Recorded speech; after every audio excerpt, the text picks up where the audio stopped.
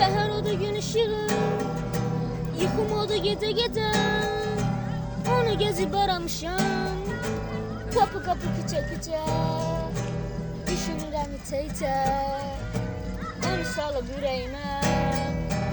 Ürəyimi sıxanaya, axı belə hara gedir, axırıma çıxanaya, üzücümə baxanaya.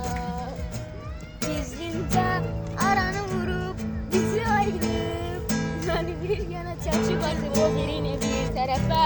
Ya belə olub, ya da nə bilim, mənə bəlkə də düşməyib hansı ki sevən ərəfə. Götürün içək şərəfə.